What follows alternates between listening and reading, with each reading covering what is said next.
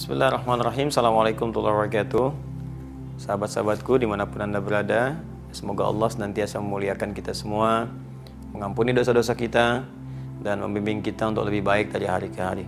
Kita coba kembali untuk membahas pertanyaan-pertanyaan yang teman-teman sampaikan. Masya Allah, mohon bersabar ya. Barangkali ini butuh berapa hari ini setelah puasa, mungkin kalau sehari satu masih butuh waktu ya.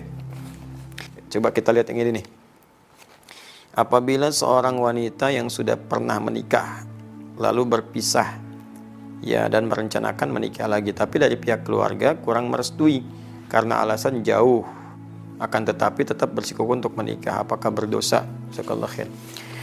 Kasus ini kalau kita lihat dalam Al-Quran, teman-teman buka Al-Quran surah Al-Baqarah ayat 232 ya. Wa idza talaqtumuhunna ya fabalagna ajalakunna fala ta'dhuluhunna an yankihna azwajahunna idza taradaw bainahum bil ma'ruf ya dzalika yu'adzu bihi man kana minkum yu'minu billahi wal yawmil akhir. Baik, kata Allah bahkan di ujungnya dzalikum azka lakum athhar ya. Nah, Allah menyampaikan jika seseorang laki-laki pernah mentalak perempuan ya, cerai di sini, suami istri bercerai. Nah, kemudian yang perempuan itu berniat ingin nikah lagi. Dia punya calon pengen nikah lagi, tapi bukan karena cerai ini karena faktor orang ketiga, bukan. Kalau itu minta cerai karena alasan orang lain, itu dosa hukumnya. Ingat, orang perempuan yang minta cerai bukan pada hal yang dibenarkan oleh agama, tidak dibenarkan secara syariat, maka diharamkan baginya mencium bau surga. Hati-hati ya, jadi perempuan-perempuan hati-hati.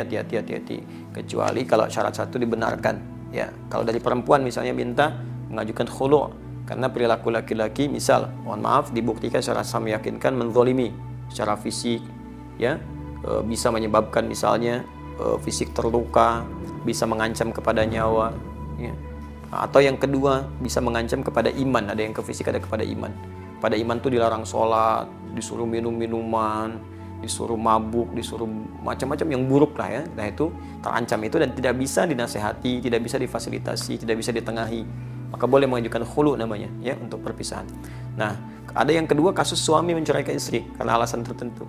Nah, kata Al-Quran, kalaupun kemudian terjadi perpisahan itu, lalu si perempuan mendapatkan calon yang dia lihat bisa menjadi imam yang baik, kan? Persyaratan kebaikan terpenuhi secara syar'i, maka nasihat Al-Quran, fala ta'dhuluhunna, kata Allah, hei para wali, jangan persulit mereka untuk menikah. Ya, beri jalan. Nah, Al-Quran itu sangat indah, sangat sayang, karena tidak mudah status perempuan yang baru berpisah, apalagi di masyarakat disebut dengan nama tertentu, mendapatkan pasangan-pasangan yang bisa membimbing kembali, itu tidak mudah. Ya, tidak mudah, karena itu Al-Quran begitu melihat peluang seperti itu, dicek dulu. Kalau memang orangnya baik, tidak menyulitkan, dan komitmen menjadi imam yang baik di keluarga, maka permudah, jangan persulit. Karena tidak mudah menemukan lagi kemudian orang yang ingin membimbing. Nah, jadi itu kondisinya. Ini alasannya karena jauh. Alasan jauh itu kan relatif. Ya, jauh sekarang mudah dijangkau. Ya, ada dengan jauh itu termasuk bukan termasuk syarat syariat. Ya, bukan termasuk syarat syariat. Coba bayangkan, bukankah banyak juga sekarang orang bilang LDR, ya, masya Allah ada hubungan jarak jauh gitu. Nah, tapi mohon maaf, kalau kita lihat zaman-zaman dulu juga betapa banyak orang-orang menikah dan LDR itu sering terjadi. Bahkan dulu nggak ada gadget. Ya, nggak ada media sosial, nggak ada telepon sama sekali. Kontaknya paling-paling kontak batin, terus datang kemudian hari. Ya, bukankah Nabi Ibrahim pernah terpisah jauh? Ya, tapi bukan alasan kalau ada komitmen untuk datang. Beliau di Palestina, Sayyidah Hajar dengan Ismail kemudian di Mekah, bisa ditengok. Datang, ditengok, dilihat, kan perkembangan dan sebagainya. Ini komunikasi sekarang banyak. Jadi pastikan bahwa suami itu amanah. Ya, kemudian juga bisa memberikan nafkah yang cukup, sifatnya terpercaya. Ya, kemudian juga bisa melindungi, memberikan kasih sayang. Kalau itu terpenuhi, maka keluarga memudahkan. Saya kira begini, ini yang bertanya, kalau ini akhwatnya, jelaskan ke keluarga dengan baik. Jangan berkonflik, jelaskan. Dan berikan keyakinan. Karena boleh jadi keluarga itu menolak, bukan karena tidak menginginkan. Boleh jadi dalam konteks ini ingin melindungi. Kadang-kadang kasih sayang itu kalau tidak dikomunikasikan dengan baik, ya jadi salah paham pada ujungnya dan salah penilaian. Ya, sama hal-hal yang kadang-kadang kita menulis di WA karena nggak ada ekspresi, ya keterimanya bisa lain. Maka jelaskan sepenuhnya, sampaikan bahwa alhamdulillah Boleh jadi ini hikmahnya Allah kirimkan seorang pasangannya lebih baik, dia perhatian, dia jujur, dan ini bukti-buktinya, keluarganya begini, kenali keluarga dulu, tanyakan. Nah, kalau memang baik, mohon ridhonya. Ya, kalau ada yang kurang, mohon tunjukkan supaya kami perbaiki sebelum menuju ke pernikahan. Itu lebih bagus. Ya, jadi daripada merajut konflik gitu yang tidak dibenarkan. Lagi sekarang bulan Ramadan ya, kalau ini kemudian kita ingin sampaikan. Saya kira itu, teman-teman, cukup dulu ya.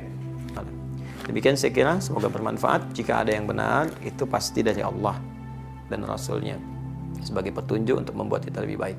Tapi kalau ada yang salah, itu mutlak kesalahan saya pribadi. Ya, sudah capek kalau digali, ya pasti akan ketemu salah saya.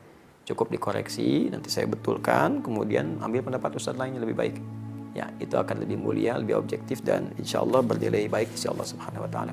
Subhanakallahumma wa bihamdika asyhadu an la ilaha illa anta astaghfiruka wa atubu ilaik wa akhiru da'wana alhamdulillahi rabbil alamin. Allahu minkum, adi hidayat. Assalamualaikum warahmatullahi wabarakatuh.